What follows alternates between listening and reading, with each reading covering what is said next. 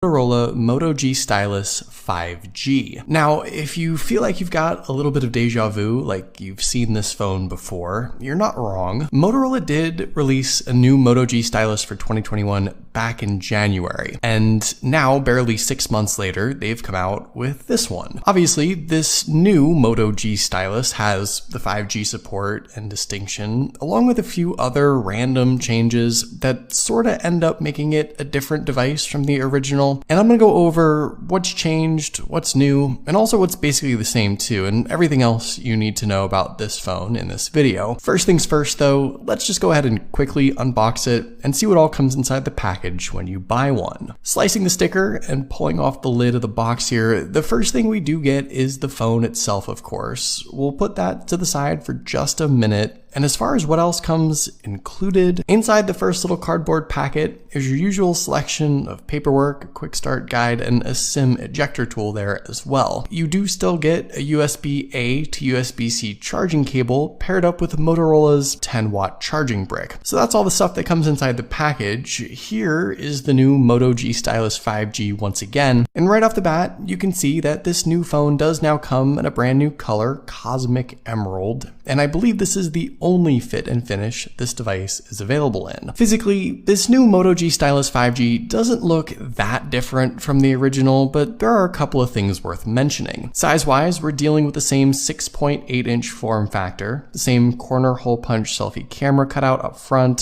similar bottom chin, and essentially the same 85% screen-to-body ratio we saw before. There's relatively slim bezels bordering a fairly tall, large display, and in the hand, once again, this is a very big, beefy device. That's great if you love watching your content on such a large screen, but just keep in mind that one-handed use can be a bit of a stretch at times. As far as the design and the materials, this is once again an all-plastic build, but like I mentioned earlier, the Cosmic Emerald Green colorway is exclusive to this phone. And honestly, I think this is a pretty great looking finish. It almost looks like an emerald jewel with a subtle shine, mix of dark and light shades, and the plastic material actually feels thicker, sturdier, and more high quality than some other smartphone plastics, which is kind of nice. Also, this Moto G Stylus 5G is what Motorola describes as water repellent, so a splash of water shouldn't hurt it at all. And all in all, I think this is a pretty well-built, good-looking device from start to finish. It's nothing new, just more of a refresh if anything else. Taking a closer look around, on the left side, you'll find the SIM and SD card tray. Expandable storage is available on this phone, which is great to see. On the right, there's a textured power button paired with the usual volume buttons. Down below, the headphone jack remains, alongside the USB-C charging port, single speaker setup, and the stylus, of course, which is what this phone is all about. And I'll demo that in just a minute. Around back, that famous Motorola dimple fingerprint sensor combo is still there, alongside a redesigned quad lens camera setup. And before we get into the specs and all the important stuff, let me just quickly demo the speaker and fingerprint sensor so you can see what those are all about.